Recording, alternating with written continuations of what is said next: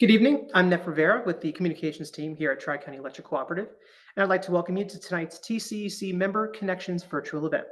For the next 30 minutes, members of the TCEC leadership team will be answering questions submitted by cooperative members who pre-registered for tonight's event.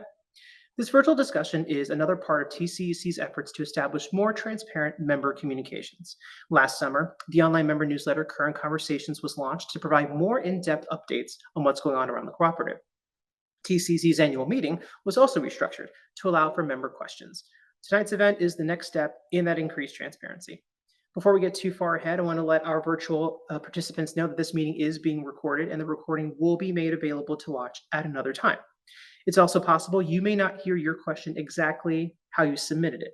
There were some cases where the same question was asked by different people in different forms, so we will focus on the questions submitted that cover a variety of topics this evening. While we are covering about a dozen pre-submitted questions, our time constraint may keep us from getting to all of them. All questions that were pre-submitted will get a written response by the close of business tomorrow.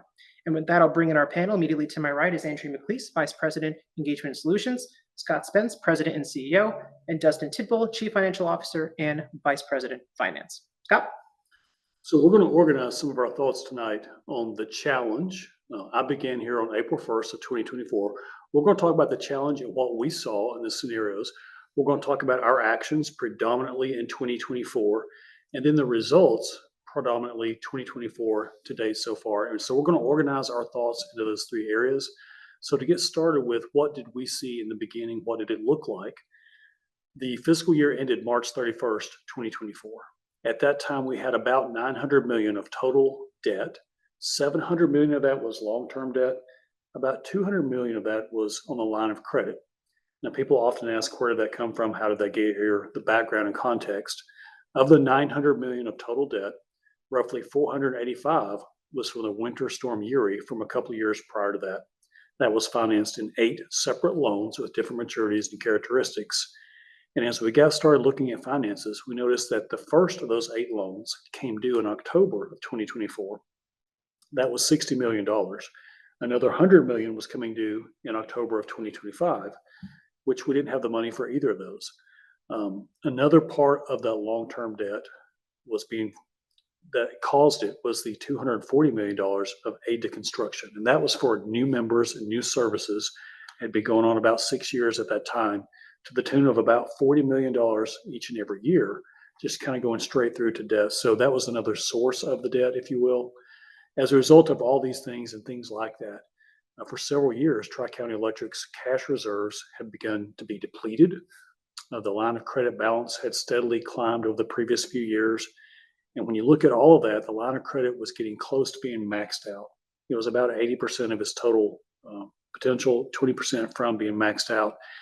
The result of all these things was we're looking at about $41 million each and every year of interest expense.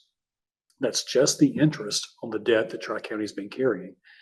The 2024 budget, that calendar year, also included an additional $100 million of long-term debt that would have made it a round $1 billion number. Now, we didn't end up drawing that $100 million, but we'll talk more about that in the coming few minutes. So as we looked at all these factors and where we are and where we were, one of the things that concerned me was looking at the extreme financial risk of our power supply. That's our largest single expenditure, as is for most distribution utilities. And the way it worked until December 31st was there was a set price for some of the kilowatt hours we purchased, and all the kilowatt hours over that were being bought at the real-time market price in ERCOT, which was extremely volatile. In periods of high demand, there's a lot of volatility there and a lot of exposure. And so that was something that we were really sensitive to as we began looking and asking tough questions. And with that comes a member submitted question, Scott. How long will the members be paying for the Brazos bankruptcy? Through 2047. So in 2024, the team took a hard look at the budget and reduced items that didn't impact safety and reliability. And that level of budget accountability was a collective effort across the cooperative and was a new experience. Yeah, we really utilized the budgeting software capabilities that we had in our financial system. And we created budget codes that were applied to all transactions, whether they were capital purchases, on work orders, or fixed assets, or they were operating expenses. And every dollar is now being tracked, which is now being directed to a department head, which is being monitored and reviewed, who's ultimately accountable and responsible for that budget. And that process that Dustin described, that's what led to finding that $40 million a year annual bleeding, if you will. That was the aid to construction or new services for new members. So identifying that was very helpful as we began really hard discussions and hard questions of stopping that process going forward. So in the last part of 2024, the decision was made to stop giving those credits or subsidizing new members and new services going forward. So it was really helpful knowing that everything was being tracked like that.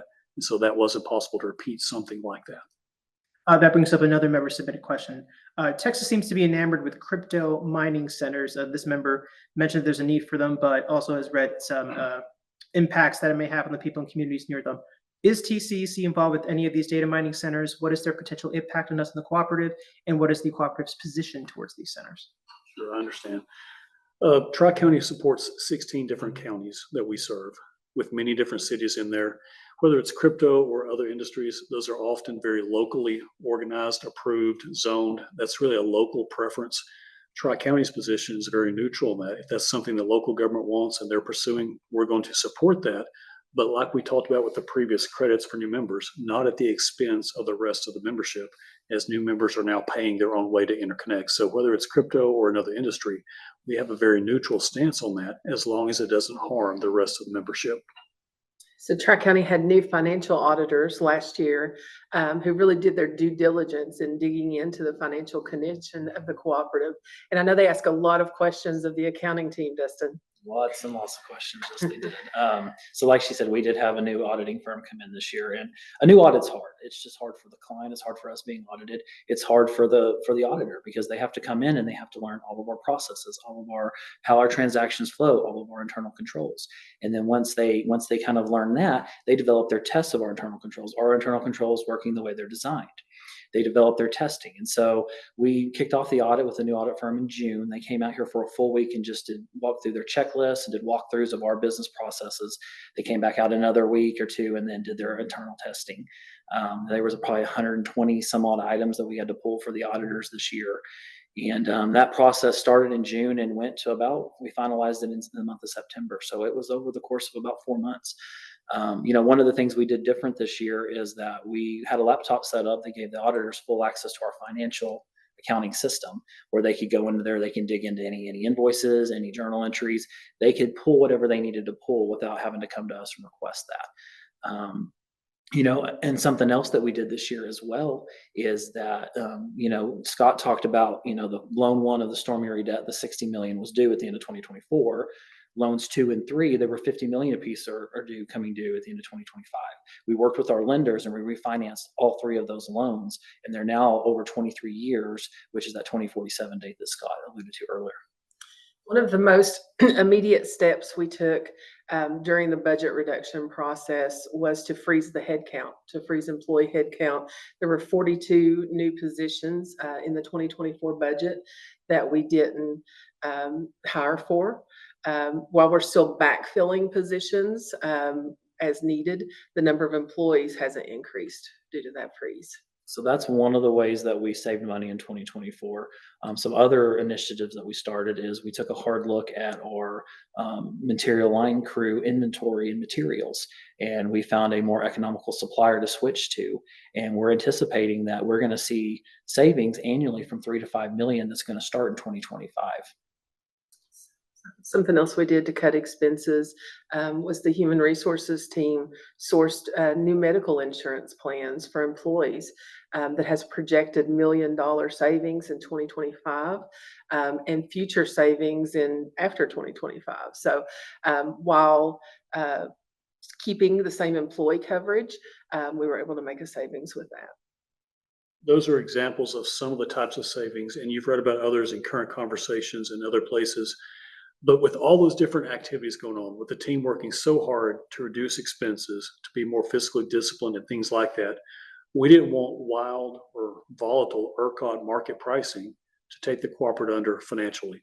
So as we looked at what was important to us for the next few years, these efforts are compounding. These efforts to save money are building each and every year. And that's something we wanted to protect for the next few years. So we looked for a power supply deal that would give us the same price for all kilowatt hours, regardless of what's going on, if it's very hot in the summer or very cold in the winter, or if it's a tornado outbreak or an ice storm. We just didn't want to be exposed to the volatile ERCOT market pricing, particularly when our line of credit was about 80% full or had about 20% for being maxed out. That was very important for us to consider. How do we keep costs stable to fulfill our mission in the coming 5 years? And with that comes this member submitted question. I like to focus on delivering reliable power at the lowest possible cost, full stop. Can TCEC prioritize buying power from generators that have only or largely reliable generation assets and not unreliable and more expensive renewables? So our focus was very neutral on this topic. It was about getting the best value for our members. And as we looked at reducing volatility, getting the same price for all kilowatt hours, what we realize is if bad things happen in the state with weather, whatever, we can't stop ERCOT from doing rolling blackouts. That's not something we have control over. But we could influence the price we paid for the kilowatt hours when these things happen. And so that was really our focus, to lock in stable costs for the next 5 years. Another one of the initiatives for 2024 is selling of assets.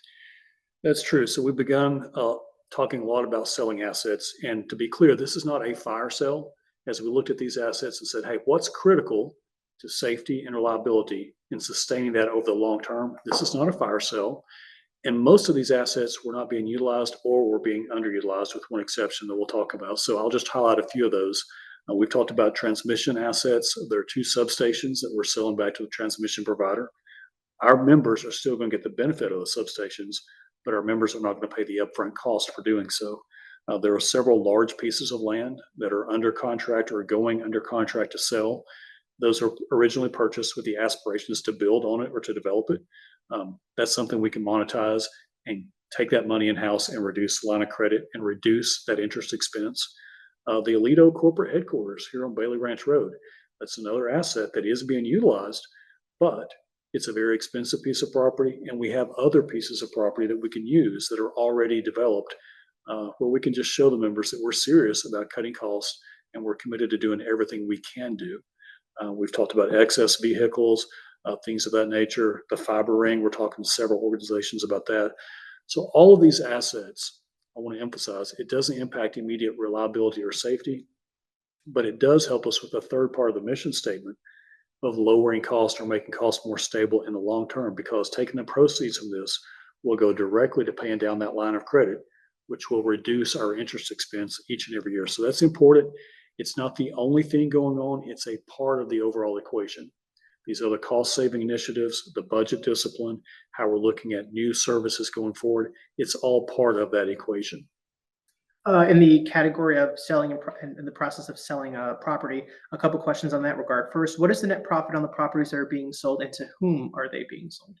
So the first part of that, the profit on the properties, they were purchased at different times. Obviously, the longer some of them have been held, the sales price may be greater than that, may exceed that. But the way we're really focusing on this is, one, it's not a fire sale, so it's going to be a fair market value. And two, more importantly, looking at this, what would happen to the proceeds and reducing that line of credit to give us some flexibility to reduce our interest expense is really important.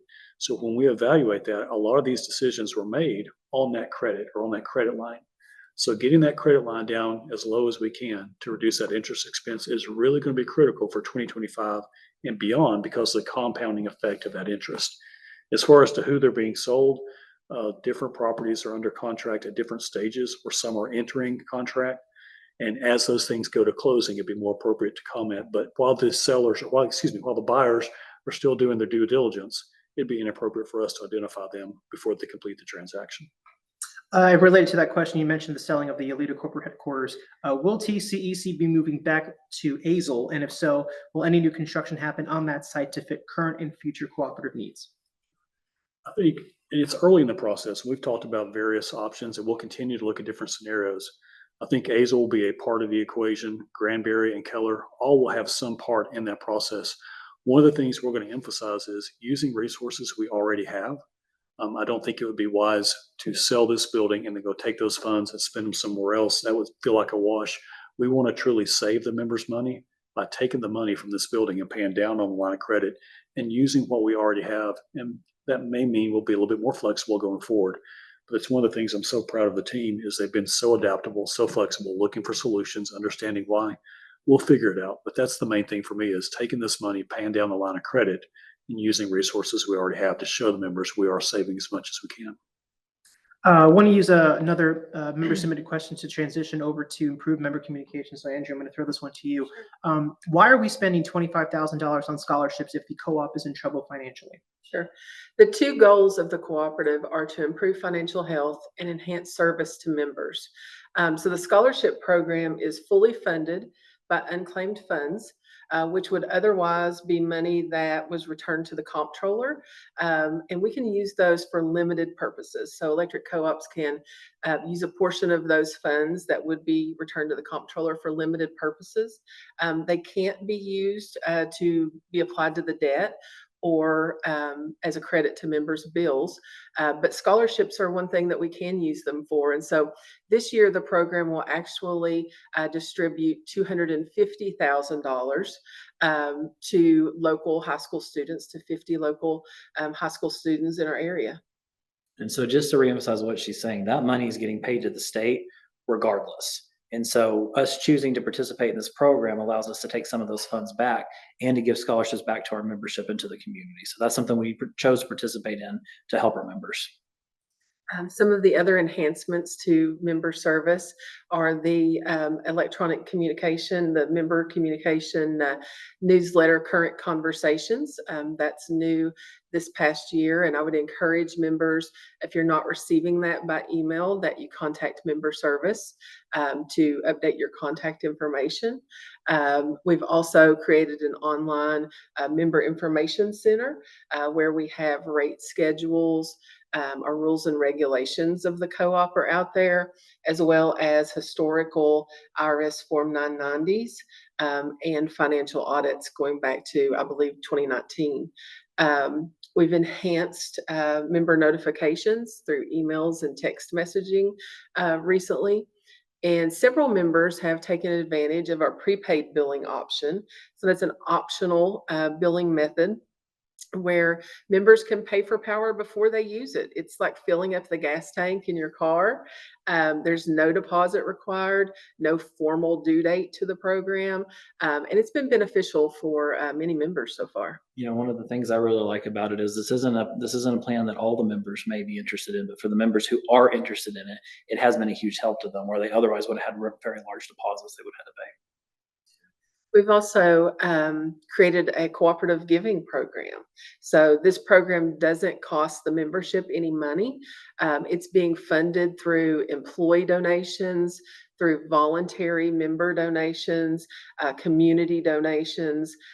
This program will help members with electric bill assistance when they're facing financial difficulties. We have a new Roundup program that's also funding the cooperative giving program. So members can sign up in the My Tri-County Texas member portal or mobile app to round their electric bill up to the nearest dollar. So it goes to help a good cause, but a limited or a small difference in their bill each month. So another thing we've done is reducing member hold times so that we're more available for member questions. So we're here when you need to call in and to contact us, while also proactively reaching out to members to inform them about some of the programs we have that may benefit them. Speaking of member questions, we're going to use one here to jump over to our next portion, which is the results of all these actions that have been taken by the TCEC leadership team. And it's going to talk a lot about finances. So Scott, this member submitted question very simply is, what is the status of TCEC financially? It's not where we want it to be very candid with you. We've been very transparent from day one about the situation, what we're seeing, what we're doing about it, and what the results are. And we're going to continue to do that. What I will say is the actions of the past 8 months are already starting to show, and many of these actions won't produce results until 2025 and beyond. So that is encouraging as we continue to do things like this. It is going to continue to compound, one, to reduce interest expense, and two, to make sure we're doing everything we can flexibly, looking for solutions. I'm excited about the future, but we didn't get in this situation overnight, and it's not going to be an overnight fix. So we talked about some of the things that we did over 2024 that's going to benefit us in the future to save costs. Looking at the actual calendar year of 2024, when we talked about our budget cuts, we actually did cut 45 million out of our budget, which is capital expenditures and operating expenses. That's 45 million that would have been straight a cash flow outflow out the door. Kind of along those lines, as Scott mentioned, we've listed a lot of things we've done over the year that it's really easy to just list them in one or two sentences and tick them off. But this was lots of people's time and effort and work that took months to do some of these transitions. And we haven't even seen those benefits. And those benefits are coming in the future years. One of the things about that 45 million you talked about is most of that was done in the second half of the year. I mean, the fact that this team jumped in as quick as they did, as responsive as they were, they saw the same thing we were all seeing. Another thing that we looked back at was the aid to construction or the member subsidies. Stopping that is effectively saving each and every existing member about $400 a year. That's a lot of money when you think about $400 or $40 million a year each and every year. Just a lot of savings that will pile up. And so we've also got external stakeholders that do have an interest in Tri-County. We have our lenders, we have our auditors. We talked about a new audit firm coming in. So the results of that audit was an unmodified, or in layman's terms, a clean audit. And it's the most favorable audit result we could have received. We also, for our lenders, we have debt covenants we have to meet every year. We not only met those for the calendar year 2024, but we have exceeded those as well. I'll jump in real quick. On this topic, it was encouraging to me that these auditors and these lenders work with a lot of cooperatives, work with a lot of utilities, and they know what they're looking for. And so for them to give us this feedback early on was very encouraging, because we were very candid with them as well, showing them we understand the challenge, we understand the problems, and we are providing solutions. That was encouraging to me, to get external feedback that we're on the right path. And that feedback has been in the form of encouragement from both the lenders and auditors that Tri-County is doing the right things at the right time to get through these financial challenges. We had multiple meetings with these stakeholders, with our lenders and with our auditors throughout the year. And we had some very blunt conversations with them. They addressed concerns over a lot of these challenges that Scott brought up at the beginning of this meeting. And, one of the things that I think they appreciated is that we've been transparent about the challenges. We know what they are. We're not hiding from them. We're not in denial of them, and we're not running from them. I mean, this is the reality of the situation at Tri-County right now. Like Scott said, the financial status isn't great, but we recognize what it is, and we're hitting it head on. And we've listed a lot of things that we have done this year to address these issues. And so we addressed these with our external stakeholders, and they agreed that we were on the right path with what we were doing. They agreed with our, initiatives and our cost saving initiatives for the year. Did that approach help in refinancing those first 3 Winter Storm Uri loans? It did. So we worked with our lenders on that for the Storm Uri loans 1, 2, and 3 that we've already talked about. And we talked about a lot of cost savings. This is another cost saving that we haven't even mentioned yet, is that we've locked those loans. They are now 23-year loans. They are now at a fixed rate that was lower than what we were paying previous. So we're anticipating we're going to save about $600,000 a year in interest on those loans. And when you extrapolate that over the 23 years of the loan, we're talking about $14 million, which is real savings for the members over the long term of this Storm Uri debt. Picking up with that, we also reduced, in spite of all these other cost-saving initiatives and all these other expense reductions and budget discipline, we were still able to reduce long-term debt by $17 million last year. The interest savings alone on that's over $1 million a year, each and every year. It's just one of those other things that also compounds as we go forward.